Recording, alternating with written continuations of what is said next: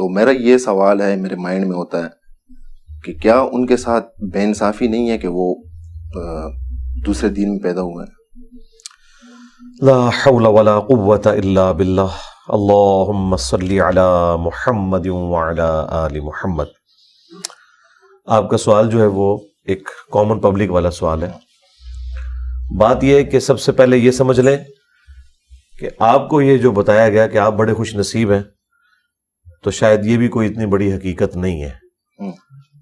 مجھے بتائیں اس سے بڑھ کر بد نصیب کون ہے جو دریا کے کنارے پیاسا مر جائے؟ ریگستان میں کوئی پیاسا مر جائے تو اس پہ صبر آ جاتا ہے، لیکن دریا کے کنارے کوئی پیاسا مر جائے تو صبر بھی نہیں آتا۔ تو مسلمان وہ لوگ ہیں جو دریا کے کنارے رہتے ہوئے پیاسے مر رہے ہیں۔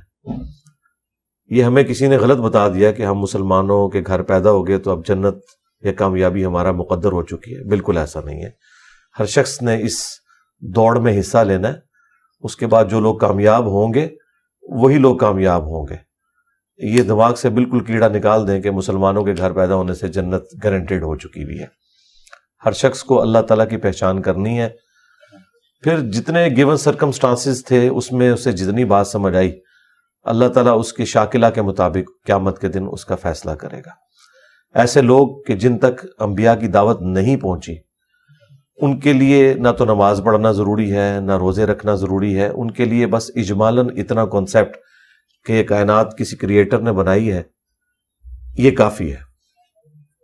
یہ جو آگے کی تفصیلات ہیں جن سے ریلیجن ڈیل کرتا ہے، یہ صرف ان لوگوں کے لیے ہیں جن تک دین کی بات پہنچے گی، اور یہ قرآن میں بالکل واضح فتویٰ ہے، وَمَا كُنَّا مُعَذِّبِينَ حَتَّى نَبْعَثَ رَسُولًا۔ ہم اس وقت تک عذاب نہیں دیتے کسی کو جب تک کہ ان میں رسول کو مبعوث نہ کریں۔ رسول مبعوث ہوں گے تو اللہ تعالیٰ کے عذاب کا کوڑا آئے گا، ادروائز نہیں۔ یہ سیدھی سی بات ہے۔ افریقہ کے جنگلوں میں یا اسی طریقے سے ایسے صحراؤں میں جہاں وقت کے پیغمبر کی بات نہیں پہنچی، وہاں ایک خدا کا مان لینا کافی ہے۔ چونکہ آج کا یہ ماڈرن دور ایسا ہے جس میں سوشل میڈیا کے ذریعے پوری دنیا تک بات پہنچ رہی ہے، تو یہ بات کسی حد تک جسٹیفائی ہے کہ بہت کم علاقے ایسے بچ گئے ہیں کہ جہاں تک بات نہیں پہنچی۔ تو پھر اگلا سٹیپ ہے کہ ان تک اسلام کا تعارف کس طریقے سے پہنچا ہے۔ کیا وہ ایسا بھیانک تعارف ہے کہ اس کے بعد اسلام سے لوگ نفرت کریں گے، یا پازیٹیو تعارف ہے؟ پھر مسلمانوں کا ایٹیچیوڈ کیسا ہے کہ اس نے اسلام کی خدمت کرنے کی بجائے اسلام کی بدنامی میں اضافہ کیا ہے؟ یہ ساری چیزیں صرف اللہ تعالیٰ ہی دیکھ سکتا ہے، انسان اس طرح کی چیزوں کا حساب کتاب نہیں رکھ سکتا۔ تو غیر مسلم بھی بد نصیب اس وقت ہوں گے کہ جب اللہ تعالیٰ نے جو انہیں گیون سرکمسٹانسز دی ہیں ان میں خدا کو سیریس نہیں لیں گے۔ مسلمانوں کے گھر پیدا ہو کر اللہ کو سیریس نہیں رہے گا تو وہ بھی ناکام ہی ہو جائے گا۔ تو ہر شخص نے اس کے لیے محنت کرنی ہے۔ اب بات پہنچانی کیا ہے؟ ہمیں جو بات پہنچانی ہے وہ خدا کا تعارف ہے، اللہ کا تعارف ہے کہ اس کائنات کو کسی نے بنایا ہے۔ ریلیجن تو اللہ تعالیٰ کی انسان سے ریکوائرمنٹ ہے نا، کہ جسے خدا کا تعارف ہو وہ یہ کرے۔ جو بنیادی چیز ہے وہ اللہ کا تعارف ہے، اور اللہ کا تعارف ایسی چیز ہے جو آپ ایک ایتھیسٹ کو بھی کروا سکتے ہیں، ایک کرسچن کو بھی کروا سکتے ہیں، ایک ہندو کو بھی کروا سکتے ہیں، اور ایک مسلمان کو بھی کروا سکتے ہیں۔ ونس جب وہ گاڈ کو سیریس لے پھر وہ ریلیجن کی طرف آئے گا، پھر اللہ تعالیٰ اس کے لیے راہیں آسان کرے گا، لیکن پہلی شرط یہ ہے کہ وہ سیریس لے۔